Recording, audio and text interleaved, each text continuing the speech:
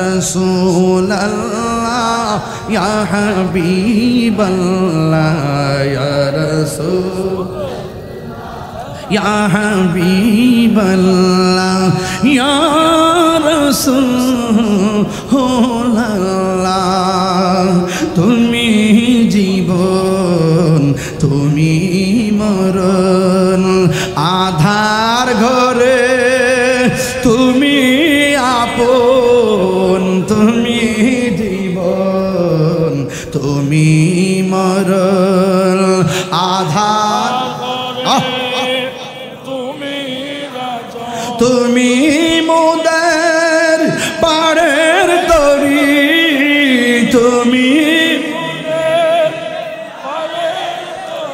তুমি নিদান তোরানে ওয়ালা ইয়া রাসূলুল্লাহ ইয়া হাবিবাল্লাহ ইয়া রাসূলুল্লাহ ইয়া হাবিবাল্লাহ ইয়া রাসূলুল্লাহ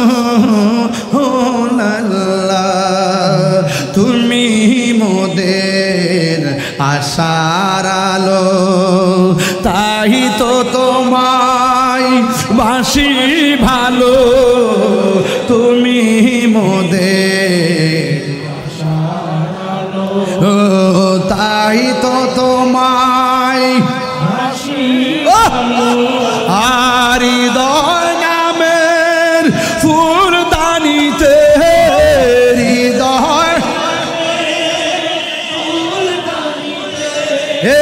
গেতে রেখেছি প্রেমের মালা ইয়া রাসূলুল্লাহ ইয়া হাবিবাল্লাহ ইয়া রাসূলুল্লাহ ইয়া হাবিবাল্লাহ ইয়া রাসূলুল্লাহ বলো ইয়া রাসূলুল্লাহ।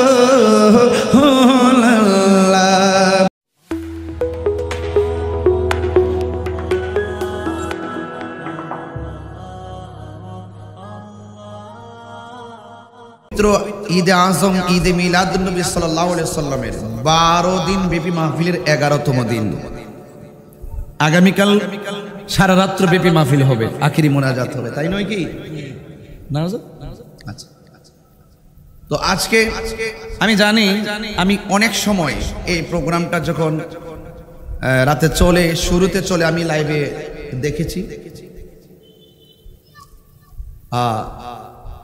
অত্যন্ত সুন্দরভাবে পরিচালিত হচ্ছে মাহফিলটি আলহামদুলিল্লাহ এই 10 দিনের মধ্যেই সকল উলামায়ে কেরাম আমার নবীর শুভ আগমনের উপরে আলোচনা করেছেন ঠিক না আচ্ছা নবীর আলোচনা যদি কিয়ামত পর্যন্ত করি শেষ করার সুযোগ আছে আমাদের দেশের কিছু মানুষ আছে যারা ওয়াজে আসলেই নবী পাকের শান মান আলোচনা করতে তারা বেশি পছন্দ করে না এরকম অনেক লোক আছে না দেখবেন অনলাইনে আলোচনা করা খুব ইন্টারেস্ট পায় আর নবী পাকের আলোচনা করা আহলে বায়াতের আলোচনা করা পাকে পাঞ্জাতের আলোচনা করা এগুলো শুনলে যেন তাদের অন্তর আগুন ধরে যায় কথা কোন ঠিক কিনা এগুলো বলতে শুনলে যেন তাদের হৃদয়ে চেহারাটা যেন কালো হয়ে যায় কিন্তু আমরা যত নবীর শান আলোচনা করি ততই আমাদের কাছে মধুর লাগে কারণ আমার নবী সবচেয়ে আওলা ওয়া আলা ঠিক কিনা বলেন जिसका कोई सानी नहीं वो नबी हमारा है আমার নবী এমন নবী যার কোনো দ্বিতীয় নাই নবীর মতো কি নবী আছে তো সেই নবীর শুভ আগমনের চাঁদ আমার দেশের কিছু লোক আছে নবী পাক দুনিয়াতে শুভ আগমন করেছেন 12ই রবিউল আউয়াল এটা নিয়েও তারা সন্দেহ করে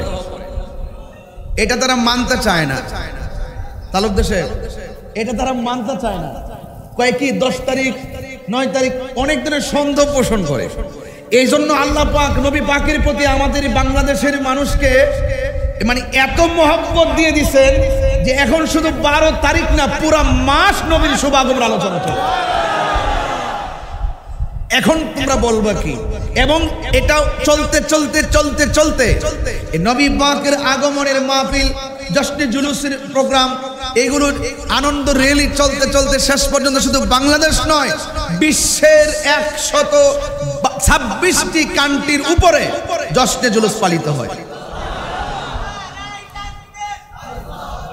তো তারা যারা এই পবিত্র ঈদে মিলাদুন্নবী সাল্লাল্লাহু আলাইহি সাল্লামের বিরোধিতা করে, যারা পবিত্র ঈদে মিলাদুন্নবী সাল্লাল্লাহু আলাইহি সাল্লামের বিরোধিতা করেন, তারাও কিন্তু এখন এই দিনটাকে স্মরণ করা শুরু করছে, যেটা আগে ছিল না।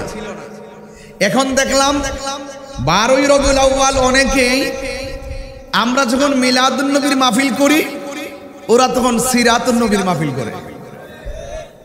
যে কোনো ভাবে হোক সিরাতুন্নবী মাহফিল, কিন্তু এই দিনটাকে তারা উদযাপন করে। আমরা তাতে খুশি, হয়তো আমরা রোদ্রে পরে রাস্তায় রাজপথে থাকি, তারা হয়তো রাতের বেলা ছায়ার মধ্যে নবীকে স্মরণ করে। আমরা খুশি, যে কোনো ভাবে তারাও পালন করছে। এটাই হলো সুন্নিয়তের বিজয়। কথা বলেন ঠিক কিনা বলেন? আপনারা যুবক যারা আছেন, ছাত্র সমাজ যারা আছেন, আমি গত পরশুদিন দেখেছি ঢাকা ইউনিভার্সিটি থেকে জশ্নে জুলুসের র্যালি বের হয়েছে। আবার আজকে পত্রিকায় পেয়েছি, আজকে অনলাইন মাধ্যমে জানতে পেরেছি, ঢাকা ইউনিভার্সিটিতে নবীজির নামে গরু কোরবানি দিয়ে পবিত্র ঈদে মিলাদুন্নবীর মাহফিল অনুষ্ঠিত হবে। মারহাবা বলবেন না? তাহলে আপনি একটু দেখেন তো দেখি, নবী পাককে স্মরণ করে কোরবানি গরু জবাই করে তারা কি করবে? তারা অনুষ্ঠান করবে। তা এটা কিন্তু যেভাবে নেন না কেন, তাদের দৃষ্টিভঙ্গির পরিবর্তন হচ্ছে। কথা কোন ঠিক কিনা? তাদের দৃষ্টিভঙ্গির পরিবর্তন হচ্ছে। আমরা এটাই চাই। দরবারে হাশিমে আলিয়া শরীফ, এটা শুধুমাত্র যে কি দরবার, বিষয়টা এরকম না। গতানুগতিক অনেক দরবার আছে, কিন্তু এই দরবারটা একটা ইলমি দরবার। এই দরবারটি একটি বেলায়েতের দরবার। এই দরবারটি এমন একটি দরবার, আলেম বানানোর কারখানা। কথা কোন ঠিক কিনা? শুধুমাত্র তাই না, ওনার সিরত সুরত, ওনার আদব আখলাক, ওনার চলার গতি আর নম্রতা, শিষ্টাচার আর বদান্যতা এতই চমৎকার ছিল, তিনি ছোটকে যেমন স্নেহ করতেন, বড়কে সম্মান করতেন। সেই জন্যই তিনি ইমামে আহলে সুন্নাত হয়েছেন। ইমামে আহলে সুন্নাত কিন্তু এমনি হওয়া যায় না। সমাদৃত হলে, সকল মানুষের প্রিয় ভাজন হলে আল্লাহর পক্ষ থেকে এমন নিয়ামত আসে। কথা কোন ঠিক কিনা? এই জন্য এই দরবারে আপনি আমি যত আদব রাখতে পারবো, ততই আমাদের বাহ্যিক এবং রুহানি উন্নতি সাধন হবে। কারণ আল্লাহর ওয়ালিরা এই দেশে এসেছিলেন বলেই ইসলাম আমরা পেয়েছি। কথা বলেন ঠিক কিনা? তো ইদানিং জশ্নে জুলুস আসলে, ঈদে মিলাদুন্নবী সাল্লাল্লাহু আলাইহি ওয়াসাল্লামের চাঁদ আসলে যেমন করে অ্যালার্জি হয় মানুষের, আবার আল্লাহর ওলিদের রওজাতে জিয়ারত করতে আসলেও অনেকে ফতোয়াবাজি করে। ওরা আল্লাহর ওলির দরবারে বেহায়াপনা বন্ধ করার একটা সুতা দিয়া, শরীয়ত বহির্ভূত একটা সুতা দিয়া, সুতা বলতে হইলে একটা এটারে সামনে বাড়াইয়া ভিতরে যেটা লালন করে, এটা ইবনে আব্দুল ওয়াহাব নজদির চরিত্র। এটা ওই পূর্বের ইতিহাস। যারা অনেকে এখন হজ করতে যান, তারা সাহাবায়ে কেরামের মাজার খুঁজে পান না।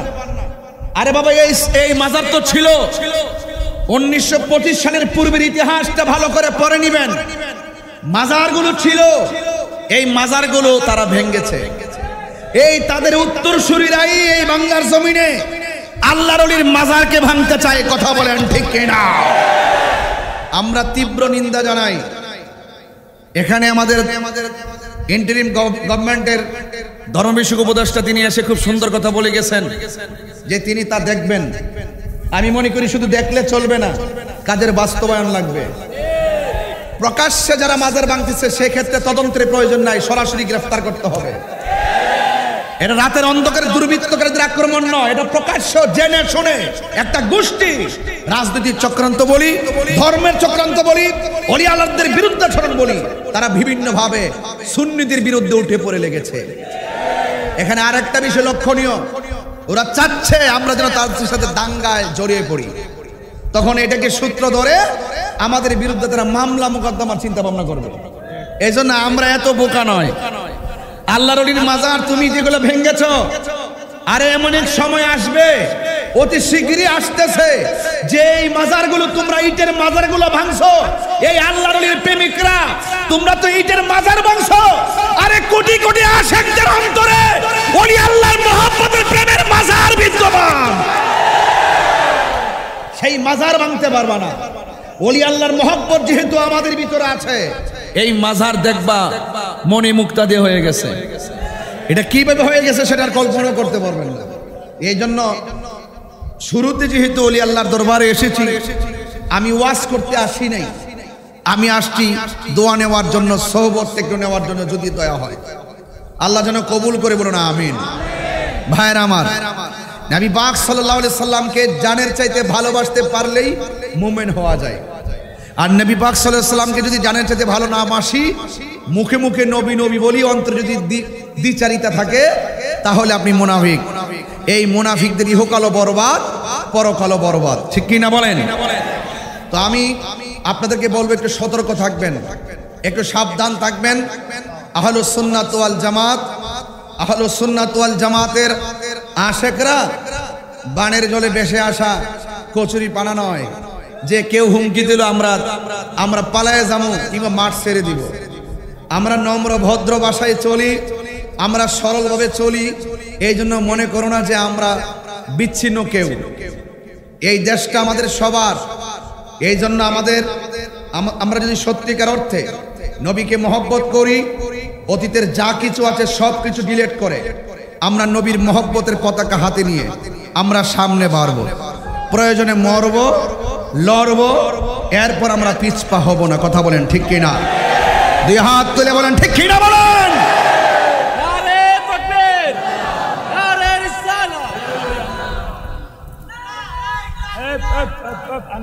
ভাইয়ের আমার, খুব মনোযোগ দিয়ে আমার কথাগুলো শ্রবণ করার চেষ্টা করবেন। আমি যে খুব বেশি লম্বা করব বিষয়টা এরকম নয়, আমি একদম টু দা পয়েন্টে কিছু কথা বলে আমি বিদায় হয়ে যাব। এখন সম্প্রতি যেহেতু ঘটনা ঘটতেছে, আমি আপনাদেরকে জাস্ট স্মরণ করালাম যে আমাদের কিভাবে চলতে হবে। আমরা নবীজিকে ভালোবাসি, জীবনের চাইতে বেশি ভালোবাসি। এই পবিত্র ঈদে মিলাদুন নবী সাল্লাল্লাহু আলাইহি সাল্লামের মাহফিল শুধুমাত্র আমরা একদিন 12 দিন এটার মধ্যে সীমাবদ্ধ নয়, আমরা মৃত্যুর আগ পর্যন্ত নবীর আগমনে খুশি। কথা বলেন ঠিক কিনা? যারা নবীর দুশ্মন তারা দলিল খুঁজে। নবীর শুভ আগমনে খুশি হতে গেলে দলিলের প্রয়োজন নাই, আমি মনে করি মহব্বতের প্রয়োজন। এই মহব্বত যখন থাকে তখন দেখবে দিনে দিনে আপনার উন্নতি সাধন হয়ে যাবে। কথা বলেন ঠিক কিনা? ভাইয়ের আমার, এখানে প্রথিতযশা অনেক উলামায়ে কেরাম আলোচনা করছেন এবং করবেন। আমি ব্যক্তিগতভাবেই খুবই ক্লান্ত। গত পরশুদিন ঢাকায় জুলুস করেছি রোদ্রে হেঁটে হেঁটে, এবং আজকে 2.5 ঘন্টা বৃষ্টিতে ভিজে আমি জুলুস করেছি। ওখান থেকে আমি সরাসরি এখানে চলে এসেছি। কালকে পরশু আমার এই বিষয় নিয়ে খুব ব্যস্ততার ভিতরে আছি। এরপরও যে আমি খেদমত করার একটু কথা বলার সুযোগ পাচ্ছি এবং কর্তৃপক্ষ যে আমাকে সুযোগটুকু দিয়েছেন, আমি ধন্যবাদ জানাই। আসুন একটু দুরূদ শরীফ পড়ুন, আমি আমার আলোচনার দিকে ইনশাল্লাহ চলে যাব। সবাই কি প্রস্তুত আছেন তো ইনশাল্লাহ? সবাই দুরূদ শরীফ পড়েন। আল্লাহুম্মা নাসর ভাই যাবেন গা মুহাম্মদ ওয়া আলা আলি সাইয়্যিদিনা।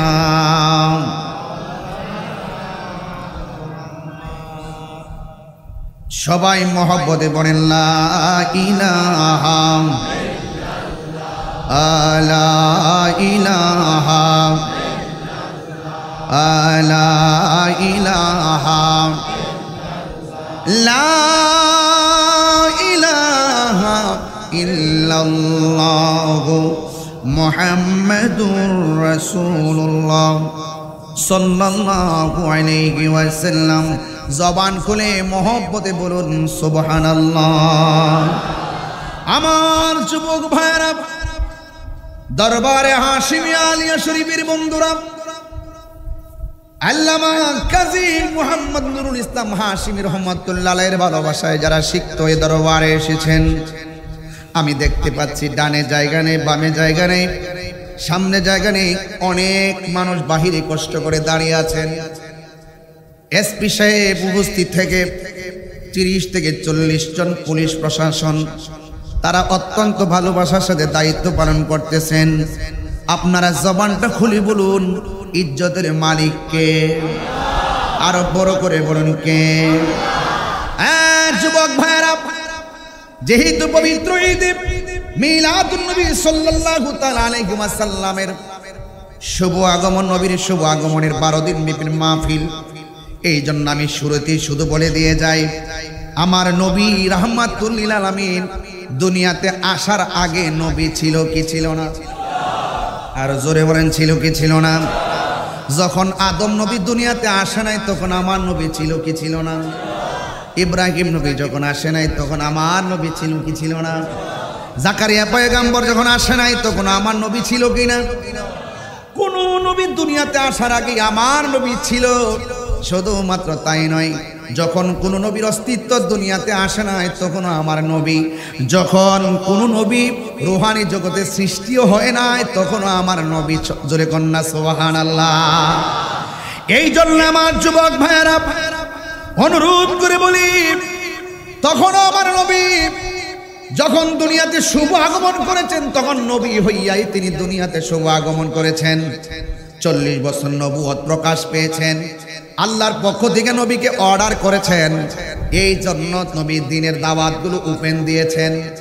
যতদিন পর্যন্ত আমার নবীকে আল্লাহ বলছেন আপনি গোপন থাকেন, ততদিন পর্যন্ত আমার নবী দিনের দাওয়াতগুলো ওপেন ভাবে দেন নাই। কিন্তু মানে হলো এই না যে 40 বছর আগে আমার নবী নবী ছিল না। আমার নবী এমন নবী ছিলেন, অনেক মানুষ যারা নবীকে নবী হিসাবে মানতে চায় না তাদের জন্য বড় দুঃখ হয়। নবীজি দুনিয়াতে আসার আগেও নবী, যখন কোনো কিছু নাই শুধু একমাত্র আল্লাহ, জবান খুলে বলুন আল্লাহ, তখন আমার আল্লাহ সর্বপ্রথম আমার নবীকে সৃষ্টি করেছেন। 40 বছর পর আমার নবী নবী, আগেও নবী, কিয়ামত পর্যন্ত আমার নবী শেষ নবী। আমার নবীর পরে আর কোনো নবী আসবে না। অর্থাৎ সৃষ্টির শুরু, সৃষ্টির মাঝে, সৃষ্টির শেষ পর্যন্ত আমার নবীকে 1 সেকেন্ডের জন্য যারা অস্বীকার করবে তারা কোনোদিন মুমিন হতে পারে না। কথা বলেন ঠিক কিনা? আমার যুবক ভাইরা, পবিত্র ঈদে মিলাদুন নবী সাল্লাল্লাহু আলাইহি সাল্লাম সম্পর্কে গঠনমূলক আলোচনা শুনেছেন। আমি শুধুমাত্র অ্যামাজিং ফিগার এন্ড ফাইটার যারা যুবক পোলাপান রয়েছেন তাদের জন্য বলে দিয়ে যাই, ফেসবুকের ভিতরে যে যাই লেখক না কেন, এই লেখার ভিতরে আপনারা চোখ তাকাবেন না। এখনো উলামায়ে কেরাম আছে, দরবারে হাশিম আলিয়া শরীফের মধ্যে এসে জিজ্ঞাসা করবেন হুজুর এই মাসালাটা কি হবে? কথা কোন ঠিক কিনা? এই জন্য যুবক ভাইয়ের আমার নবী, আপনার নবী রহমাতুল লিল আলামিন দুনিয়াতে এসেছেন। আমার নবী কেমন নবী? আল্লাহর হাবিব যখন শৈশবের বেলায় ছিলেন, হযরতে হালিমাতুস সাদিয়া ঘরে যখন আমার নবী যখন গিয়েছিলেন, তখন আমার নবী হালিমাতুস সাদিয়ার একটা স্তনে দুধ পান করতেন, আরেকটা স্তনে দুধ পান করতেন না। কেন করতেন না? আমার নবীর দুধ ভাই ছিলেন। হালিমাতুস সাদিয়ার একটা ছেলে সন্তান ছিল, ওই সন্তানটার জন্য আমার নবী আরেকটা স্তনে দুধে মুখ না লাগায়া রেখে দিতেন। এর দ্বারা প্রমাণ হয়ে গেল শৈশবে যিনি এইভাবে ইনসাফ করতে পারেন একমাত্র এটাই প্রমাণ করে তিনি আল্লাহর হাবিব। কথা বলেন ঠিক কিনা? আল্লাহর হাবিব যখন রাস্তা দিয়ে যেতেন, গাছপালাগুলো আমার নবীকে দেখে ঝুঁকে গিয়ে নবীকে সালাম দিত। আল্লাহর হাবিব যখন রাস্তা দিয়ে যেতেন, পাথরের মধ্যে যখন কদম মুবারক রাখতেন, তখন আমার আল্লাহর হাবিবের কদম মুবারকটা পাথরের মধ্যে লাগার সাথে সাথে পাথরটা তুলার মতো নরম হয়ে যেত। আমার নবীর বয়স যখন 12 পৌঁছে নাই এর আগেই আল্লাহর হাবিব রাস্তা দিয়ে যাচ্ছে। আমার নবী বলেন ওই পাথরটাকে আমি এখনো পর্যন্ত চিনি, যেই পাথরটা আমি রাস্তা দিয়ে গেলে আমি নবীকে সালাম দিত। আমার নবীকে পাথর সালাম দেয়। অনেক মানুষ আমার নবীকে 40 বছর আগে নবীকে নবী হিসাবে মানতে চায় না, তাদের জন্য দুর্ভোগ, তাদের জন্য দুর্ভাগ্য। পাথর যেখানে নবীরে সালাম দেয় এর দ্বারা প্রমাণ হয়ে গেল আমার নবী নবী হিসাবে দুনিয়াতে এসেছেন। কথা বলেন ঠিক কিনা?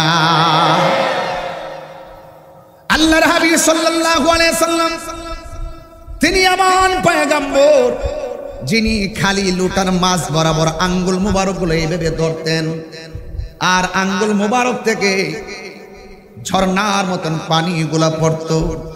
সাহাবায়ে কেরাম পান করতেন পানিগুলো, আবার গোসল করতেন, কিন্তু লুটার পানি আর মশকের পানি কমে নাই। আল্লাহর হাবিবের শান বলছি, এইগুলা অনেক বড় বড় ঘটনা, আমি সেই দিকে যাব না, শুধু টাচ দিয়ে যাই। আল্লাহর হাবিব এমন পয়গম্বর রাহমাতুল লিল আলামিন দুনিয়ার দরআদামে যখন এসেছেন, আল্লাহর হাবিব সাল্লাল্লাহু আলাইহি সাল্লামের আম্মা জান হযরতে মা আমিনার ঘরের উপরে আকাশের তারকাগুলো খুলে যেন এমন ঝাড় বাতির মতো লেগে গেছে, মরিচা বাতির মতো লেগে গেছে। যুবক ভাইয়ের আমার, শুধুমাত্র তাই নয়, আল্লাহর হাবিব যখন দুনিয়াতে তাশরিফ এনেছেন, খানে কাবা ঘর আমার মা আমিনার ঘরের দিকে ঝুঁকে গেছে। এতগুলা প্রমাণ থাকার পরেও যারা বলে 40 বছর আগে নবী ছিল না, তাদের জন্য অত্যন্ত দুঃখ, অনেক দুঃখ করি। আল্লাহ যেন এদেরকে হেদায়েত দান করে। জবানটা খুলে কোন আমিন, আর জবান খুলে কোন আমিন। আমার যুবক ভাইয়েরা, পায়ের মধ্যে হাত দিয়া বলি, অনুরোধ করে বলে দিয়ে যায়, আল্লাহর হাবিব সাল্লাল্লাহু আলাইহি সাল্লাম তিনি কেমন নবী ছিলেন, তিনি চেহারা মুবারকটা কেমন ছিল। আমার যুবক ভাইয়েরা,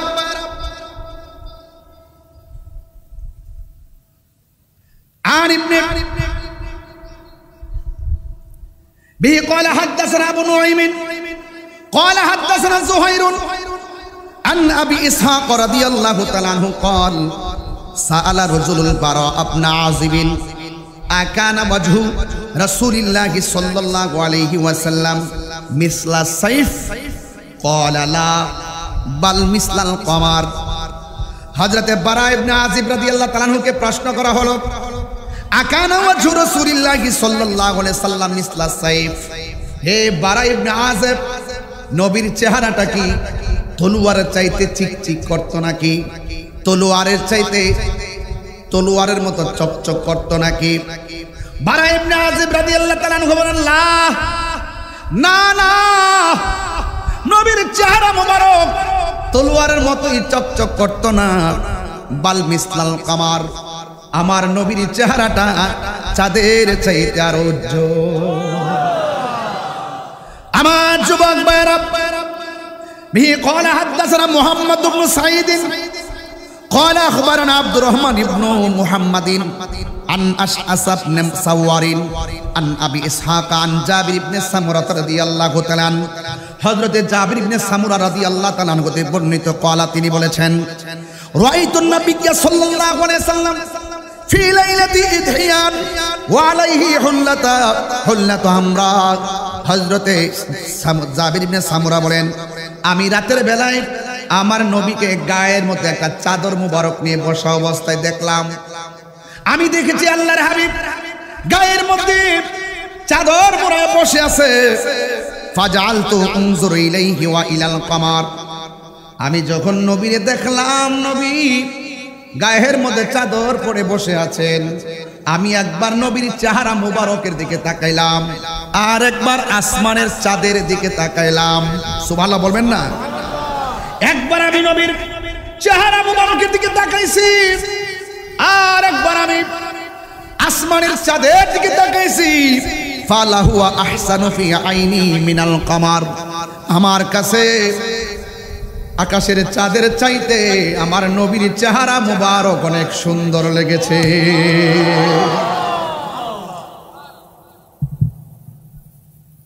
খুব মনোযোগ দিতে হবে। আম্মা জান আয়েশা সিদ্দিকা রাদিয়াল্লাহু তাআলা আনহাকে বললেন, হে আয়েশা, আপনি তো নবীর সঙ্গে ঘর সংসার করেছেন, আপনি বলুন না আমার নবীর চরিত্রটা কেমন ছিল। আয়েশা সিদ্দিকা রাদিয়াল্লাহু তাআলা আনহা বলেন, গোটা কোরআন শরীফটাই হলো আমার নবীর চরিত্র। এই কোরআনের ভিতরে জের জবর পেশ আর আয়াতের মধ্যে অক্ষরের মধ্যে যেমন কোনো সন্দেহ নাই, আমার নবীর চরিত্রের মধ্যে কোনো কলঙ্কের দাগ নাই। কষ্ট হচ্ছে আপনাদের? আমি ঘটনা বলছি না, জাস্ট টাচ দিয়ে যাচ্ছি, অনেকগুলো কথা বলতেছি। শুধুমাত্র তাই নয়, আল্লাহর হাবিব সাল্লাল্লাহু আলাইহি সাল্লামের স্ত্রী হযরত আয়েশা সিদ্দিকা রাদিয়াল্লাহু তাআলা আনহাকে প্রশ্ন করা হলো, আয়েশা, নবীর চেহারাটা কেমন সুন্দর ছিল? ইউসুফ নবীর দেখা মিশরের মেয়েরা ফল কাটতে গিয়ে আঙ্গুল কাইটা ফলাইছে, টের পায় নাই। ওই মজলিসের মধ্যে যদি আমার নবী যেতেন তাহলে তারা কি করতেন? আয়েশা সিদ্দিকা রাদিয়াল্লাহু তাআলা আনহা বলেন, হে পৃথিবীর মানুষ, ইউসুফ নবীর দেখা মিশরের মেয়েরা ফল কাটতে যাইয়া আঙ্গুল কেটেছে, তারা টের পায় নাই। ওই মজলিসের মধ্যে যদি আমার নবী হাজির হইতেন, মিশরের মেয়েরা ফল কাটতে গিয়া শুধু আঙ্গুল কাটত না, তাদের কলিজাটা কাইটা খান খান কইরা ফালাইতো, এরপরেও যাররা পরিমাণ টের পেত না। আল্লাহু আকবার বলবেন না? আর আল্লাহু আকবার বলবেন না? এই হলো আমার নবী রাহমাতুল লিল আলামিন, সাইয়্যিদুল মুরসালিন, খাতামুন নবিয়্যিন। সেই নবীর শুভ আগমনে যারা খুশি হতে পারে না, মনে রাখবেন তারা হাসরের ময়দানে নবীর শাফাত পাবে না। কারণ আমরা কত কিছু পেলে খুশি হয়ে যায়, কিন্তু নবীর সম্মান শুনলে আমরা কষ্ট পাই। এই কষ্ট যার থাকবে তার ইহকাল পরকাল সব বরবাদ হয়ে যাবে। আমার নবীকে ভালোবাসতে হবে সাহাবায়ে কেরামের মতন, আমার নবীকে ভালোবাসতে হবে তাবেঈনদের মতন, আমার নবীকে ভালোবাসতে হবে আল্লামা কাজী নুরুল ইসলাম হাসির মতো। কথা বলেন ঠিক কিনা? যিনি জীবনে কারোর সঙ্গে আসবাস করে নাই, যার সারাটা জীবন ঘরের ভিতরে ময়দানের ভিতরে চোখের পানি ফেলে ফেলে তিনি কেঁদেছেন, নবী নবী বলে কেঁদেছেন। এই জন্য যুবক ভাইয়ের আমার, এই দুনিয়ার সব আমার কাছে তুচ্ছ, আমার নবীর মহব্বত আমাদের কাছে সবার শ্রেষ্ঠ। কথা বলেন ঠিক কিনা? তায়েফের জমিনে আমার নবীকে পাথর মেরেছে। হযরত জিবরাইল আলাইহিস সালাম যেই পাথরের মধ্যে দাঁড়াইছে, ওই পাথরটা আমি দেখেছি। সুবহানাল্লাহ বলেন না? ওই পাথরে দাঁড়ায়া জিবরাইল বৈশা উযু করছে, উযুর পানিটা কোন দিকে গড়ায় পড়ছে সেটাও আমি দেখেছি। জিবরাইল আলাইহিস সালাম বললেন, ইয়া রাসূলুল্লাহ, ওরা আপনাকে পাথর মারতেছে, আপনি শুধুমাত্র আমাকে একটাবার অনুমতি দেন, আমি তায়েফের পাথরগুলো দিয়ে কাফেরগুলোর আমি নিশ্চিহ্ন করে ফেলি। আমার নবী বলেন, এ জিবরাইল, আমাকে আমার আল্লাহ কি বানায় পাঠাইছে জানোনি? আল্লাহ বলেন, ওয়ামা আরসালনাকা ইল্লা রাহমাতাল লিল আলামিন।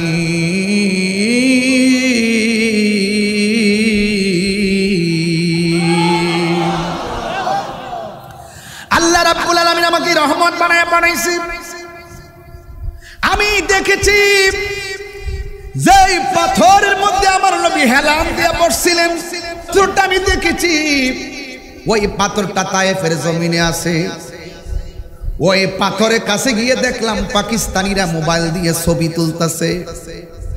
আমি জিজ্ঞাসা করলাম, এখানে ছবি তুলে কেন? তারা আমাকে বলল যে এই যে পাথরে লাল দাগ দেখতেছো, এটা তথাকথিত কোনো লাল রং না। আমার নবীকে তায়েফের তাগড়া তাগড়া যুবকের দলেরা পাথর মায়েরা রক্ত মুবারক জড়িয়েছে।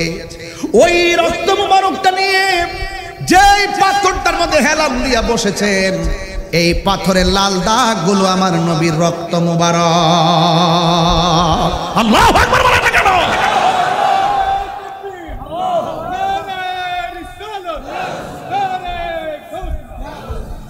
আমি ধীরে ধীরে আলোচনায় ঢুকতেছি ভাই আমার।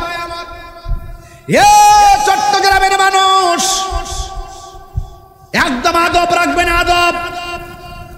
আপনি মনে করবেন না যে নবী মদিনাতে আছে। আমার নবী ব্যাপারে আমার আল্লাহ বলছেন, আন-নাবিয়্যু আওলা বিল মুমিনিনা মিন আনফুসিহিম। আমার নবী ঈমানদারের জানের চাইতে আরো নিকটে আছে না না? তোমার কাছে আমার কাছে মদিনা বড় দূরে লাগে, কিন্তু নবীর জন্য মদিনা দূরে নয়। আমার নবী বলে, আমি হাতের তালুর মধ্যে সব দেখতে পারি, কারণ এই পৃথিবীটা আমার আল্লাহ আমার কাছে সংকুচিত করে দিয়েছে। আমি সব দেখতে পারি, আমি সামনে যেমন দেখি পিছনে তেমন দেখি। তোমরা মুখে কি বলে আমি জানি, তোমাদের মনে কি ধারণা আছে সেটাও আমি জানি। নবীজিকে জানার ক্ষমতা দিয়েছে কে? আরো জোরে বলুন কে? এ যুবক, আমি জিজ্ঞেস করলাম কি এটা? বলতেছে নবী রক্ত মুবারক। পাকিস্তানিরা মোবাইল দিয়া ভিডিও করতেছে। আমি বাংলার জমিনে একটা ক্যানভাসার, মদিনায় গেছি, এক মক্কায় গেছি, আর যাইতে পারি কিনা জানি না। তাদের পায়ের ফাঁক দিয়ে আমার মাথাটা ঢুকাইয়া যেই মাত্র শুনছি নবী রক্ত মুবারকের দাগ লেগে আছে, তখন আমি কে শিরিকের ফতোয়া দিব, কে বেদাতের ফতোয়া দিব, কে আমারে জেলে নিয়ে যাবে, সেই চিন্তা আমি করি নাই। তাদের পায়ের ফাঁক দিয়ে যাইয়া ওই পাথরের ভিতরে জিহ্বা দিয়া চাটতে শুরু করলাম। চিৎকার মেরে কে আল্লাহু আকবার বলা যাবে না? হাত তুলে বল আল্লাহু আকবার। খোদার কসম, এই পাথরের পাশে একটা মসজিদ আছে। এই মসজিদের ভিতরে যে গাছ আছে, গাছ দিয়ে কিন্তু মসজিদ বানাতেন তখন। এখন দেখেছি গাছগুলো পুরা, এখনো গাছ দিয়ে পুরা। জিজ্ঞেস করছিলাম এটা পুরা কেন? বলছিল শিয়ারা পুরাই দিছিল, এখানে পুরা অবস্থা আছে এখনো। ওই মসজিদের সামনে ডান কানে মেহরাবের ডান পাশে পাকিস্তানি আমার পাগলামি দেখে আমাকে নিয়ে গেছে এশারের নামাজের টাইম। তখন আমারে নিয়ে বলতেছে একটু তাকাও। আমি তাকাইলাম, দেখলাম কার্পেটের কোনা দিয়া জায়গাটা ভিজা ভিজা অবস্থায়। আমি জিজ্ঞাসা করলাম সব দিকটা শুকনা, এই জায়গাটা কেন ভিজা? তখন তিনি আমারে বললেন, আমার নবীরে পাথর দিয়ে যখন আঘাত করলো, নবী রক্ত মুবারক যখন ঝরলো, আল্লাহর হাবিব উম্মতের জন্য মসজিদে নামাজটা পড়া সেজদার মধ্যে গেছে। এই সেজদার মধ্যে, এই কোণার মধ্যে সেজদায় পড়া যে কেঁদেছেন, এখনো পর্যন্ত এই জায়গাটা ভিজা আছে। যেই মাত্র আমি কথাটা শুনলাম, তখন মসজিদটা ঘুরা ঘুরে দেখলাম ঠিকই সব দিক দিয়ে একদম শুকনা, শুধুমাত্র ওই জায়গাটা ভিজা। আমি তো বাংলার পাগল, সাথে সাথে ওই ভিজা জায়গার মধ্যে হাত দিলাম, হাত দিয়ে হাতের মধ্যে বালু মুবারক সহকারে আনলাম, আইনার চেহারার মধ্যে মালিশ করলাম, গলার মধ্যে মালিশ করে বললাম, নবী গো, আমি আপনার একটা ক্যানভাসের পাগলামি করি বাংলার জমিনে। তখন আমার মন ভরে না, তখন তারা মোবাইল দিয়ে ফ্ল্যাশ দিয়া ভিডিও করতেছে। তাদের পায়ের ফাঁক দিয়া যাইয়া ওই জায়গার ভিতরে জিহ্বা দিয়া চাটতে শুরু করলাম, বালু সহকারে চাটতে শুরু করলাম। দরবারে হাসিমে আলিয়া শরীফের মধ্যে বলে দিয়ে যায়, ওই দিন আমার নাকের ভিতরে এত চমৎকার গ্রান লেগেছে, কোনোদিন আমার নাকের ভিতরে এমন গ্রান আমি পাই নাই।